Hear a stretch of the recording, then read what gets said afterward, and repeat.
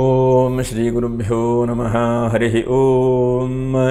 ಓಂ ನಮಃ ಸೂರ್ಯಃ ಪಿತಾಮಹೋ ವ್ಯಾಸಃ ವಸಿಷ್ಠೋ ತ್ರಿಪರಾಶರಃ ಕಶ್ಯಪೋ ನಾರದೋ ಗಾರ್ಗ್ಯಃ ಮರೀಚಿರ್ಮುನಿರಂಗಿರಾಃ ಲೋಮಶಾ ಪೌಲಶಶ್ಚೈವ ಚವನೋ ಜವನೋ ಭೃಗುಃ ಶೌನಕೋಷ್ಟಾದಶಶ್ಚೇತಿ ಜ್ಯೋತಿಷ್ಶಾಸ್ತ್ರಪ್ರವರ್ತಕಾಃ. ನಮೋ ಋಷಿಭ್ಯಃ ನಮೋ ಮಹದ್ಭ್ಯಃ. ಎಲ್ಲ ಪ್ರಿಯ ವೀಕ್ಷಕರಿಗೆಲ್ಲ ಭಗವಂತ ಅನುಗ್ರಹ ಮಾಡಲಿ. ಪ್ರಿಯ ವೀಕ್ಷಕರೇ, ಮೇಷರಾಶಿ ನೋಡಿ, ನಾವು ಮಾಸ ಭವಿಷ್ಯ ಗಮನಿಸೋಣ. ಫೆಬ್ರವರಿ ತಿಂಗಳು ಹೇಗಿದೆ? ಏನಾದರೂ ನಿಮಗೆ ಅನುಕೂಲ ಇದೆಯೋ ಅಥವಾ ಕಷ್ಟ ಇದೆಯೋ, ಅಥವಾ ಏನಾದರೂ ಇನ್ನೂ ಹೆಚ್ಚಿನದಾದಂಥ ಸಾಧನೆಗಳನ್ನು ಮಾಡಿಕೊಳ್ಳೋ ಕಡೆಗೆ ಹೋಗ್ತಿರೋ ಅಥವಾ ಇನ್ನೂ ಕಷ್ಟಕ್ಕೆ ಬೀಳ್ತಾ ಇದ್ದೀರೋ ಅಂಥೇಳಿ ನೋಡೋಣ. ಗ್ರಹಸ್ಥಿತಿ ಹೇಗಿದೆ ಅಂತಂದರೆ ನೋಡಿ, ಮೇಷರಾಶಿಯವರಿಗೆ ರಾಶಿಯಲ್ಲೇ ಗುರು, ಇದು ಬಹಳ ಉತ್ತಮವಾದಂಥದ್ದು. ಇಷ್ಟು ದಿವಸ ಗುರು ಚಾಂಡಾಲ ಯೋಗ ಇದ್ದದ್ರಿಂದ ನಿಮಗೆ ಸ್ವಲ್ಪ ಕಿರಿಕಿರಿ ಇತ್ತು. ಅದರ ಸದ್ಯಕ್ಕೆ ರಾಶಿಯಲ್ಲೂ ಗುರು ಇದ್ದಾನೆ, ಇದು ಬಹಳ ಶುಭವಾದಂಥದ್ದು. ಇನ್ನು ಷಷ್ಠ ರಾಶಿಯಲ್ಲಿ ಕೇತು, ಸಪ್ತಮ ಅಷ್ಟಮ ರಾಶಿಯಲ್ಲಿ ಯಾರೂ ಇಲ್ಲ. ನೋಡಿ, ಧನಾಧಿಪತಿಯಾದಂಥ ಶುಕ್ರನು ನವಮ ರಾಶಿಯಲ್ಲಿದ್ದಾನೆ, ಇದು ತುಂಬ ಒಳ್ಳೆಯದಾದಂಥದ್ದು. ನವಮ ರಾಶಿ ಶುಕ್ರನಿಗೆ ಬಹಳ ಶ್ರೇಷ್ಠವಾದದ್ದು. ಅದರ ಜೊತೆಗೆ ಗುರುವಿನ ರಾಶಿ ಆದದ್ರಿಂದ ಒಂದು ದೇವಗುರು ದೈತ್ಯಗುರು, ಹೀಗೆ ಒಂಥರ ಚಿಂತೆ. ಅನಂತರ 10ನೇ ರಾಶಿಯಲ್ಲಿ ರವಿ, ಕುಜ ಮತ್ತು ಬುಧ. 11ನೇ ರಾಶಿಯಲ್ಲಿ ಶನಿಯು ಬಹಳ ಪ್ರಬಲವಾದಂಥ ಯೋಗಕಾರಕನೇ ನಿಮಗೆ. 12ನೇ ರಾಶಿಯಲ್ಲಿ ರಾಹು ಇದ್ದಾನೆ. ಇನ್ನು ನೋಡಿ, 1/2/2024 ಬುಧನು ಸ್ವಲ್ಪ ಚೇಂಜ್ ಆಗ್ತಾನೆ. ಅನಂತರ 2ನೇ ತಾರೀಕಿಗೆ ಕುಜನೂ ಸ್ವಲ್ಪ ಚೇಂಜ್ ಆಗ್ತಾನೆ. ಇನ್ನು ಮಕರ ರಾಶಿಗೆ ಶುಕ್ರ 11ನೇ ತಾರೀಕು ಅನಂತರದಲ್ಲಿ ಬರ್ತಾನೆ. ಅಲ್ಲಿವರೆಗೂ ಕೂಡ ಅವನು ಧನುರು ರಾಶಿಯಲ್ಲೇ ಇರ್ತಾನೆ. ಹೀಗಿದೆಲ್ಲ ಗ್ರಹ ಸ್ಥಿತಿ ಇದೆ. ಇನ್ನು ಈ ತಿಂಗಳಲ್ಲಿ, ಫೆಬ್ರವರಿ ತಿಂಗಳಲ್ಲಿ ಏನು ಹಬ್ಬ ಹರಿದಿನ ಏನಿದೆ, ವಿಶೇಷವಾದಂಥ ಪೂಜೆ ಪುನಸ್ಕಾರಗಳು ಮಾಡುವಂಥ ದಿವಸ ಏನಿದೆ ಅಂತಂದರೆ, 1ನೇದಾಗಿ 6ನೇ ತಾರೀಕಿಗೆ ಸರ್ವೇಶಾಂ ಏಕಾದಶಿ ಇದೆ. ಹಾಗೆ 2ನೇ ತಾರೀಕಿಗೆ ಪ್ರದೋಷ ಇದೆ. 9ನೇ ತಾರೀಕಿಗೆ ಅತಿರಾತ್ರ ಅಮಾವಾಸ್ಯೆ ಅಥವಾ ಗರುಡ ಜಯಂತಿ ಅಂತ ಹೇಳಿದೆ. ಅನಂತರದಲ್ಲಿ 11ನೇ ತಾರೀಕಿಗೆ ವಾಸವಿ ಅಗ್ನಿ ಪ್ರವೇಶ ದಿನ ಮತ್ತು ಚಂದ್ರದರ್ಶನ. ಇನ್ನು 13ನೇ ತಾರೀಕಿಗೆ ಹರಿಪದ ಪುಣ್ಯಕಾಲ ಅಂದರೆ ಸಂಕ್ರಾಂತಿ ಹೇಳುವಂಥದ್ದಿದೆ. ಅಲ್ಲಿಗೆ ನಮಗೆ ಕುಂಭ ಸಂಕ್ರಾಂತಿ ಆಗ್ತದೆ. ಅನಂತರದಲ್ಲಿ 14ನೇ ತಾರೀಕಿಗೆ ಶ್ರೀ ಪಂಚಮಿ. ಅನಂತರ 15ನೇ ತಾರೀಕಿಗೆ ಕುಮಾರ ಷಷ್ಠಿ. 16ಕ್ಕೆ ರಥಸಪ್ತಮಿ ಇದೆ, ಶುಕ್ರವಾರ. ನೋಡಿ, ಇದು ತುಂಬ ಉತ್ತಮವಾದಂಥದ್ದು. ವಿಶೇಷವಾಗಿ 3.5 ಮುಹೂರ್ತಗಳು ಎಂಬುದಾಗೆಲ್ಲ ಹೇಳ್ತಾರೆ. 3 ಮುಹೂರ್ತಗಳು ಬಹಳ ಉತ್ತಮವಾದಂಥದ್ದು. ವಿಜಯದಶಮಿ, ಅನಂತರ ರಥಸಪ್ತಮಿ, ಅನಂತರ ಅಕ್ಷತ ತೃತೀಯ, ಇದು ಬಹಳ ಉತ್ತಮವಾದಂಥ ಮುಹೂರ್ತ. ಹಾಗಾಗಿ 16ನೇ ತಾರೀಕಿಗೆ ಬಹಳ ಉತ್ತಮವಾದಂಥ ದಿವಸ ಇದೆ. ಅದೇ ಸೂರ್ಯ ಜಯಂತಿಯೂ ಕೂಡ ಇದೆ. ಅನಂತರದಲ್ಲಿ 18ನೇ ತಾರೀಕಿಗೆ ಮಧ್ವ ಜಯಂತಿ. 20ನೇ ತಾರೀಕಿಗೆ ಸರ್ವೇಶಾಂ ಏಕಾದಶಿ ಇದೆ. 24ಕ್ಕೆ ಹುಣ್ಣಿಮೆ ಇದೆ. ಹೀಗೆಲ್ಲ ನಿಮಗೆ ಬಹಳ ಹಬ್ಬ ಹರಿದಿನಗಳು. ಮಾಘ ಮಾಸ ಅಂತಂದರೆ ಗೃಹ ಪ್ರವೇಶ ಮಾಡುವಂಥದ್ದು, ಉಪನಯನ ಮಾಡುವಂಥದ್ದು, ಏನೋ ಒಳ್ಳೊಳ್ಳೆ ಪೂಜೆ ಪುನಸ್ಕಾರಗಳನ್ನೆಲ್ಲ ಮಾಡುವಂತಹ ಒಂದು ತಿಂಗಳು. ಹಾಗಾಗಿ ಎಲ್ಲರಿಗೂ ಶುಭವನ್ನು ಉಂಟು ಮಾಡಲಿ ಭಗವಂತ. ಈ ಒಂದು ಫೆಬ್ರವರಿ ತಿಂಗಳಲ್ಲಿ ಯಾರ್ಯಾರು ಹುಟ್ಟಿದಿರೋ ಅಂತಹ ಎಲ್ಲರಿಗೂ ಕೂಡ ಹುಟ್ಟಹಬ್ಬದ ಶುಭಾಶಯಗಳು. ಭಗವಂತ ದೀರ್ಘಾಯುಷ್ಯ ಸದಾರೋಗ್ಯವನ್ನು ಉಂಟು ಮಾಡಲಿ ಅಂಥೇಳಿ ದೇವರಲ್ಲಿ ಭಕ್ತಿಯಿಂದ ಸ್ಮರಣೆ ಮಾಡ್ತಾ ನೋಡಿ, ಬಹಳ ಮುಖ್ಯವಾಗಿ ಅಶ್ವಿನಿ ನಕ್ಷತ್ರ 1, 2, 3, 4ನೇ ಪಾದ, ಹಾಗೆ ಭರಣಿ ನಕ್ಷತ್ರ 1, 2, 3, 4ನೇ ಪಾದ, ಕೃತಿಕಾ ನಕ್ಷತ್ರ 1 ಪಾದ. ಇವರು ಬಹಳ ಮುಖ್ಯವಾಗಿ ವಿಡಿಯೋ ಮುಗಿಯುವವರೆಗೂ ಕೂಡ ನೀವು ನೋಡ್ತಾ ಇರಿ. ವಿಡಿಯೋದಲ್ಲಿ ಏನಾದರೂ ಶುಭವಾದಂತಹ ಫಲಗಳನ್ನು ತಿಳಿಸ್ಕೊಟ್ಟು ಅನಂತರ ನಕ್ಷತ್ರ ಪರಿಹಾರಗಳನ್ನು ಕೂಡ ತಿಳಿಸ್ಕೊಡುವಂತಹ ಒಂದು ಪ್ರಯತ್ನ ಮಾಡ್ತೇನೆ. ವಿಶೇಷವಾಗಿ ಏನಪ್ಪ ನಿಮಗೆ ಶುಭವಾದಂಥ ಫಲ ಎಂಬುದನ್ನು ಫಸ್ಟ್ ನಾವು ಗಮನಿಸೋಣ. 1ನೇದಾಗಿ ರಾಶ್ಯಾಧಿಪತಿಯಾದಂಥ ಕುಜನು ಬುಧನ ಜೊತೆಗಿದ್ದಾನೆ. ಹಾಗಾಗಿ ವಿದ್ಯಾರ್ಥಿಗಳ ಜೀವನದಲ್ಲಿ ಕನಸು ನನಸಾಗುವಂಥ ಒಂದು ಸಮಯ. ಯಾಕಂದರೆ ದುಸ್ವಭಾವ, ಟೆನ್ಷನ್ನು, ಯೋಚನೆಗಳಾಗ್ತಾ ಇದ್ದರೆ ನೀವು ಹೆಚ್ಚಿನದಾಗಿ ವಿದ್ಯಾಭ್ಯಾಸ ಮಾಡ್ತಾ ಇರುವಂಥ ವಿದ್ಯಾರ್ಥಿಗಳಿಗೆ ಭಾಳ ಶ್ರೇಯಸ್ಸು. ಏನೋ ಒಂದು ಚೆನ್ನಾಗಿ ನೀವು ಬರೆದಿರ್ತೀರಿ, ಇಷ್ಟು ತಿಂಗಳ ನಿಮಗೆ ರ್ಯಾಂಕೆಲ್ಲ ಕಡಿಮೆ ಬರ್ತಾ ಇದೆ, ಮಾರ್ಕ್ಸ್ ಎಲ್ಲ ಕಡಿಮೆ ಬರ್ತಾ ಇದೆ. ಆದರೆ ಇವಾಗ ಯಾವುದೋ ಒಂದು ಸಪೋರ್ಟ್ ಸಿಕ್ಕಿ ಹೆಚ್ಚಿನದಾದಂಥ ಅನುಕೂಲತೆಗಳ ಕಡೆಗೆ ನೀವು ಹೋಗುವಂಥ ಸಾಧ್ಯತೆಗಳು. ವಿದ್ಯಾರ್ಥಿಗಳ ಜೀವನ ಬಹಳ ಪ್ರಶಸ್ತವಾಗಿದೆ ಅಂತ ಹೇಳಬಹುದು. ಮತ್ತು ನಿಂತಹ ಶುಭ ಕಾರ್ಯಗಳು, ಯಾವುದೋ ಒಂದು ಸೈಟ್ ರಿಜಿಸ್ಟರ್ ಮಾಡಿಕೊಳ್ಬೇಕು, ಅಥವಾ ಒಂದು ಗೃಹ ಪ್ರವೇಶ ಮಾಡಬೇಕು, ಅಥವಾ ಮನೆಯಲ್ಲೇನೋ ಮಂಗಲ ಕಾರ್ಯ ಮಾಡಬೇಕು, ಇಂತಹ ಯಾವ ಕೆಲಸಗಳು ನಿಂತಿದೆಯೋ ಅಂತಹ ಕೆಲಸಗಳೆಲ್ಲ ಮುಂದೆ ಹೋಗುವಂಥ ಸಾಧ್ಯತೆಗಳಿದ್ದಾವೆ. ಹಾಗೆ ಅನಿರೀಕ್ಷಿತವಾಗಿ ವಿಶೇಷವಾಗಿ ನೋಡಿ, ಧನಾಗಮನ ಆಗುವಂಥ ಸಾಧ್ಯತೆಗಳು. ಶುಕ್ರನು ಭಾಗ್ಯ ರಾಶಿಯಲ್ಲಿದ್ದಾಗ ವಿಶೇಷವಾಗಿ ನೀವು 11ನೇ ತಾರೀಕು ಪೂರ್ವದಲ್ಲಿ ಏನೇನು ಆರ್ಥಿಕವಾದಂಥ ವ್ಯವಸ್ಥೆ ಬದಲಾವಣೆ ಆಗುತ್ತೆ ಹೇಳುವಂಥದ್ದು ಬಹಳ ಕಷ್ಟ. ಯಾಕಂದರೆ ನಾವು ಹೇಳುವಂಥದ್ದು ಇದು ಗೋಚಾರವಾದಂಥ ಫಲ. ನಿಮ್ಮ ಜಾತಕ, ದಶಾಭುಕ್ತಿಗಳು ಮತ್ತು ಜಾತಕದ ಮೇಲೆ ಬಹಳ ಬೇರೆ ರೀತಿಯಾದಂಥ ಫಲಗಳಾಗುವಂಥ ಸಾಧ್ಯತೆಗಳು ಇದೆ. ಬಹಳ ಮುಖ್ಯವಾಗಿ ಬಹಳ ಜನ ಕಾಮೆಂಟ್ ಆಗ್ತಾ ಇದ್ದೀರಿ, ನನಗೆ ಕೆಲವು ಫಲಗಳಾಗ್ತಾ ಇದೆ, ಕೆಲವು ಫಲಗಳಾಗ್ತಾ ಇಲ್ಲ ಅಂಥೇಳಿ. ಇದು ಗೋಚಾರ ಫಲ. ಹಾಗಾಗಿ ನೀವು ಗಮನಿಸಿಕೊಂಡು ನಿಮ್ಮ ಜಾತಕದಲ್ಲೂ ದಶಾಭುಕ್ತಿಗಳೆಲ್ಲ ಉತ್ತಮವಾಗಿದ್ದರೆ ನಾವು ಹೇಳುವಂಥ ಇಂತಹ ಉತ್ತಮವಾದಂಥ ಫಲಗಳು ಫಲಿಸುವಂಥ ಒಂದು ಸಾಧ್ಯತೆಗಳಿದ್ದಾವೆ. ಹಾಗೆ ಅನಂತರದಲ್ಲಿ ಮನೆಯಲ್ಲೇನೋ ಒಂದು ವಿಶೇಷವಾದಂಥ ಮಂಗಲ ಕಾರ್ಯಗಳು ನಡೆದು ನಿಮ್ಮ ಮನಸ್ಸಿಗೆ ಬಹಳ ಆತ್ಮತೃಪ್ತಿ ಬರುವಂಥದ್ದು. ನೋಡಿ, ಹೇಗೆ ಅಂತಂದರೆ ಅಣ್ಣನಿಗೂ ಕೂಡ ಮನೆ ಕಡಿಸೇನೋ ಗೃಹ ಪ್ರವೇಶ ಮಾಡಿಕೊಟ್ಟಿದ್ದೇನೆ, ತಮ್ಮನಿಗೋ ಏನೋ ಒಂದು ಒಳ್ಳೆಯ ರೀತಿಯಾದಂಥ ಕೆಲಸ ಮಾಡ್ತೇನೆ ಹೇಳುವಂತಹ ತಂದೆಯವರಿಗೆ, ಹಿರಿಯರಿಗೆ, ತಂದೆಯ ಸ್ಥಾನದಲ್ಲಿರುವಂಥ ಎಲ್ಲ ವ್ಯಕ್ತಿಗಳಿಗೆ ಬಹಳ ಸಂತೋಷ, ಬಹಳ ಶಾಂತಿ, ಬಹಳ ಏನೋ ಒಂದು ಮನಸ್ಸಿಗೆ ಆಹ್ಲಾದಕರವಾದಂಥ ಒಂದು ಭಾವನೆ ಬರುವಂಥ ಸಾಧ್ಯತೆಗಳಿದ್ದಾವೆ. ಹಾಗೆ ತಂದೆ ತಾಯಿಯವರ ಆಶೀರ್ವಾದವು ಕೂಡ ಈ ತಿಂಗಳಲ್ಲಿ ಸಿಗುವಂಥ ಸಾಧ್ಯತೆಗಳಿದ್ದಾವೆ. ಹಾಗೆ ಬಹಳ ಮುಖ್ಯವಾಗಿ ಪ್ರಯಾಣ ಯೋಗ ನೋಡಿ, ಈ ತಿಂಗಳಲ್ಲಿ ನಿಮಗೆ ಸ್ವಲ್ಪ ಹೊರದೇಶಕ್ಕೆ ಹೋಗೋವರಿದ್ದರೆ ಅದಕ್ಕೆ ಹೋಗ್ಬೋದು, ಇಲ್ಲ ಅಂತಾದರೆ ಇಲ್ಲೇ ನಿಮಗೆ ಕೆಲಸ ಏನಾದರೂ ಕಳೆದು ಹೋಗಿದ್ದರೆ ಉದ್ಯೋಗ ಸಿಗುವಂಥ ಸಾಧ್ಯತೆಗಳಿದ್ದಾವೆ. ಇದು ಬಹಳ ಉತ್ತಮವಾದಂಥದ್ದು. ಮತ್ತು ಅಲ್ಪ ಸ್ವಲ್ಪ ಋಣಬಾಧೆಗಳು ಈ ತಿಂಗಳಲ್ಲಿ ಯಾವುದೋ ಒಂದು ಹಣಕಾಸು ಅಥವಾ ಸಮಸ್ಯೆಗಳಾಗುವಂಥ ಋಣಬಾಧೆಗಳೆಲ್ಲ ಪರಿಹಾರ ಆಗಿ ಅನುಕೂಲಕರವಾಗಿ ಬರುವಂಥ ಸಾಧ್ಯತೆಗಳಿದ್ದಾವೆ. ಇದ್ದಕ್ಕಿದ್ದ ಹಾಗೆ ನಿಮ್ಮಲ್ಲೇ ಏನೋ ದೃಢವಾದಂತಹ ಮನಸ್ಥಿತಿ, ನಾನೇನೋ ಸಾಧನೆ ಮಾಡ್ತೇನೆ, ನಾನೇನೋ ಜನಕ್ಕೆ ಕೊಡ್ತೇನೆ, ಅಥವಾ ನನ್ನಲ್ಲಿ ಏನೋ ಒಂದಿದೆ ಹೇಳುವಂಥದ್ದು. ನೋಡಿ, ನಾವು ರಾಮಾಯಣ ಕಾಲವನ್ನು ನೋಡ್ತಾ ಹೋದ್ರೆ ಗೊತ್ತಾಗುತ್ತೆ, ಹನುಮಂತನಿಗೆ ಬಹಳ ಅಖಂಡವಾದಂಥ ಒಂದು ಶಕ್ತಿ ಇತ್ತು. ಆದರೆ ಸಮುದ್ರವನ್ನು ಉಲ್ಲಂಘನೆ ಮಾಡುವಾಗ, ಸಮುದ್ರವನ್ನು ಹಾರುವಾಗ ಹನುಮಂತನಿಗೆ ಗೊತ್ತಿರಲಿಲ್ಲ ನನ್ನಲ್ಲಿ ಅಷ್ಟೊಂದು ಶಕ್ತಿ ಇದೆ ಹೇಳುವಂಥದ್ದು ಗೊತ್ತಿಲ್ಲ. ಹಾಗಾಗಿ ಹನುಮಂತನಿಗೆ ಸುತ್ತ ಇರುವಂತಹ ಎಲ್ಲರೂ ಕೂಡ ಆತ್ಮೀಯರೆಲ್ಲ ಹೇಳಿದ ಮೇಲೆ ಗೊತ್ತಾಗುತ್ತೆ. ಹಾಗಾಗಿ ನಿಮ್ಮಲ್ಲೂ ಕೂಡ ನಿಮ್ಮ ಜೊತೆಗಿದ್ದಂತಹ ವ್ಯಕ್ತಿಗಳು ನಿಮ್ಮನ್ನು ಹುರಿದುಂಬಿಸಿದಾಗ ನಿಮಗೆ ಬಹಳ ಗೊತ್ತಾಗುತ್ತೆ. ಹಾಗಾಗಿ ನಿಮ್ಮ ಒಳಗಡೆ ಎಲ್ಲ ಇದೆ. ಅದರಲ್ಲೂ ಕೂಡ ಅಶ್ವಿನಿ ನಕ್ಷತ್ರದವರಿಗೆ ಎಲ್ಲ ರೀತಿಯಾದಂಥ ಶಕ್ತಿ, ಸಾಮರ್ಥ್ಯಗಳು ಎಲ್ಲವೂ ಕೂಡ ಇದ್ದಾವೆ. ಆದರೆ ಯಾವುದೋ ಒಂದು ಅಡ್ಡಗೋಡೆ, ಯಾವುದೋ ಒಂದು ತಡೆ, ಅದು ಯಾವುದಪ್ಪ?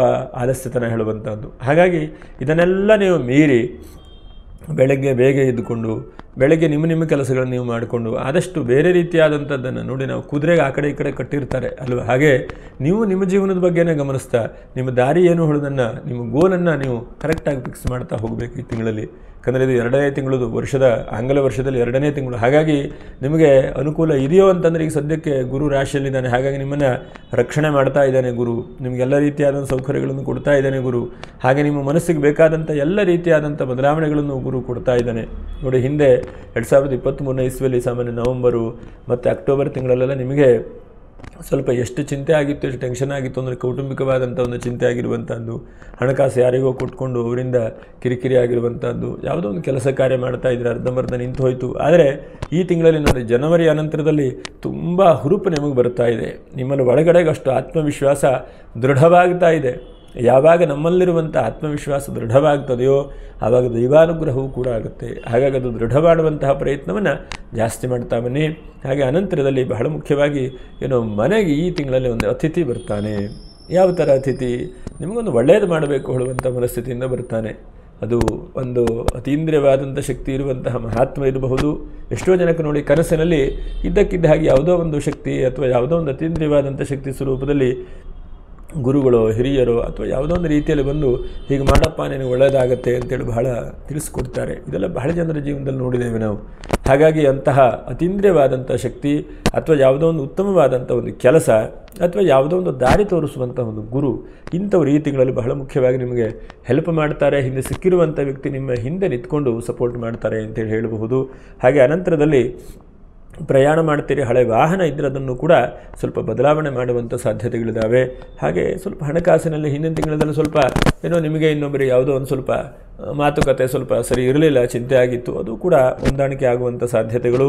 ಮತ್ತು ನಿಮ್ಮ ಒಡ ಹುಟ್ಟಿದವರು, ಅಣ್ಣ ತಮ್ಮ ಅಕ್ಕ ತಂಗಿ ಅಂಥವರೆಲ್ಲ ಈ ತಿಂಗಳಲ್ಲಿ ಸ್ವಲ್ಪ ಸೇರ್ಕೊಂಡು ಹೋಗುವಂಥ ಸಾಧ್ಯತೆಗಳಿದ್ದಾವೆ.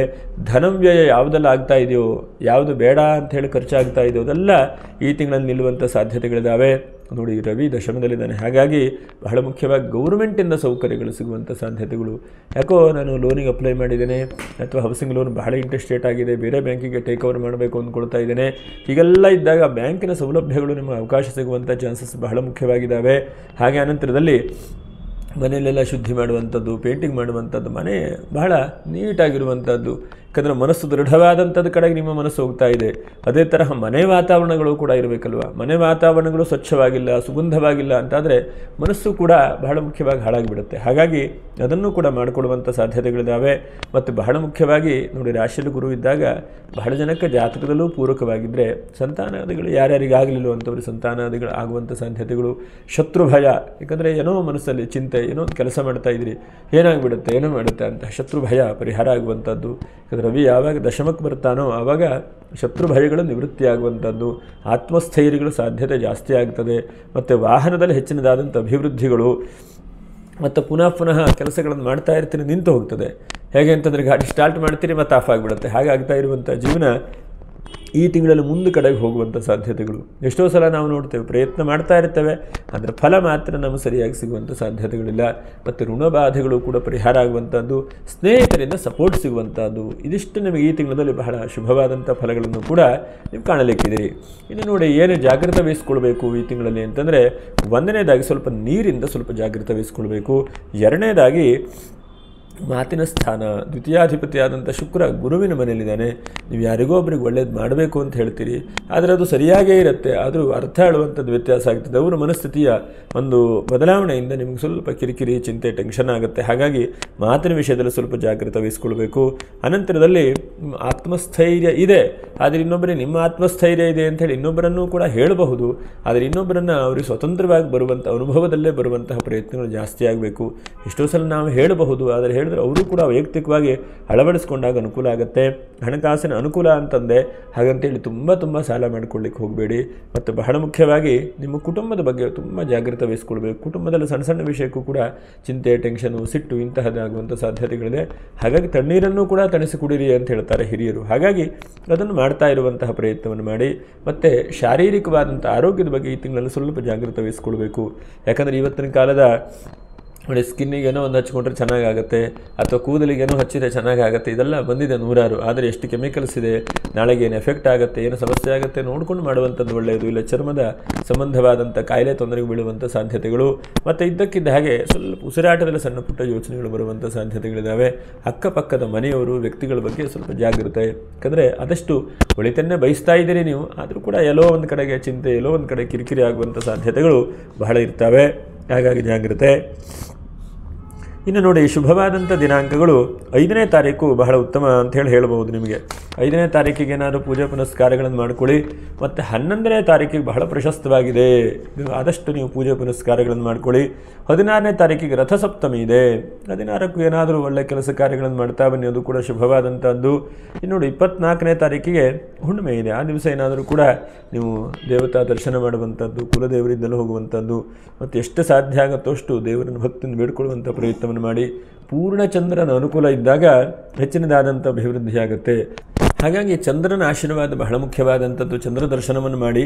ಮತ್ತು ಈ ನಕ್ಷತ್ರ ಪರಿಹಾರಗಳು ಏನಪ್ಪ ಅಂತಂದರೆ, ಈ ತಿಂಗಳಲ್ಲಿ ನೋಡಿ, ಅಶ್ವಿನಿ ನಕ್ಷತ್ರದವರು ಎಷ್ಟು ಸಾಧ್ಯ ಆಗುತ್ತೋ ಅಷ್ಟು ತುಳಸಿ ಗಿಡಕ್ಕೆ ನಮಸ್ಕಾರ ಮಾಡಿ. ಪ್ರತಿನಿತ್ಯವೂ ಸಾಧ್ಯವಾದರೆ ತುಳಸಿಯನ್ನು ದೂರದಿಂದ ನಮಸ್ಕಾರ ಮಾಡುವಂಥದ್ದು, ಕೈ ಮುಗಿಯುವಂಥದ್ದು ಬಿಡಬೇಡಿ. ಸಾಧ್ಯ ಅದರ ಒಂದು ಜೋಬನೊಳಗಳನ್ನು ತುಳಸಿ ಕೂಡ ಇಟ್ಕೊಂಡು ಹೋಗಿ, ಒಳ್ಳೆ ರೀತಿಯಾದಂತಹ ಫಲ ನಿಮಗೆ ಸಿಗುತ್ತೆ. ಅನಂತರ ಕೃತಿಕಾ ನಕ್ಷತ್ರ, ಭರಣಿ ನಕ್ಷತ್ರ. ಭರಣಿ ನಕ್ಷತ್ರದವ್ರು ಏನು ಮಾಡಬೇಕು, ಎಷ್ಟು ಸಾಧ್ಯ ಆಗುತ್ತೋ ಅಷ್ಟು ರಾಮನಾಮ ಸ್ಮರಣೆ ಮಾಡ್ತಾ ಇರಿ. ಶ್ರೀರಾಮ ಜಯ ರಾಮ ಜಯ ಜಯ ರಾಮ. ದಿವಸ ಬೆಳಗ್ಗೆ ಒಂದು 28 ಅಥವಾ 108, ಸಂಜೆನೂ ಶ್ರೀರಾಮ ಜಯ ರಾಮ ಜಯ ಜಯ ರಾಮ. ಎಷ್ಟು ಸುಲಭವಾದಂಥ ಮಂತ್ರಗಳು, ಇದು ಮಹಾಮಂತ್ರಗಳು ಅಂತೇಳಿ ಕರೀತಾರೆ. ಹಾಗಾಗಿ ಈ ರಾಮನಾಮಸ್ಮರಣೆ ಮಾಡಿ, ಅದರಿಂದನೂ ಕೂಡ ಹೆಚ್ಚಿನದಾದಂಥ ಅಭಿವೃದ್ಧಿ ಆಗುತ್ತೆ. ಇನ್ನು ಕೃತಿಕಾ ನಕ್ಷತ್ರ 1ನೇ ಪಾದ. ನೀವು ಎಷ್ಟು ಸಾಧ್ಯ ಆಗುತ್ತೋ ಅಷ್ಟು ತುಪ್ಪದ ದೀಪವನ್ನು ಹಚ್ಚುತ್ತಾ ಇರ್ತೀರಿ, ಅದನ್ನು ಕಂಟಿನ್ಯೂ ಮಾಡಿ. ಎಷ್ಟು ಸಾಧ್ಯ ಆಗುತ್ತೋ ಅಷ್ಟು ದೀಪ ಹಚ್ಚುವಂಥ ಒಂದು ಪ್ರಯತ್ನ ಮಾಡಿ. ಮತ್ತು ಅವಕಾಶ ಆಯಿತು ಅಂತಾದರೆ ನೋಡಿ, ಇದು ಬಹಳ ಮುಖ್ಯವಾಗಿ ಮಾಘ ಮಾಸ. ಹಾಗಾಗಿ ಮಾಘ ಮಾಸದಲ್ಲಿ ವಿಶೇಷವಾಗಿ ಸ್ನಾನಾದಿಗಳನ್ನು ಹೇಳಿದ್ದಾರೆ. ಹಾಗಾಗಿ ಇಲ್ಲೊಂದು ನದಿ ತೀರಕ್ಕೆ, ತೀರ್ಥಕ್ಷೇತ್ರಕ್ಕೆ ಹೋದರೆ ಸ್ನಾನಗಳನ್ನು ಮಾಡಿ, ಅದರಿಂದ ಬಹಳ ಶುಭವಾದಂಥ ಫಲಿತಾಂಶಗಳು ಸಿಗುತ್ತೆ. ಇದಿಷ್ಟು ನೀವು ಮಾಡಿಕೊಳ್ಳಿ.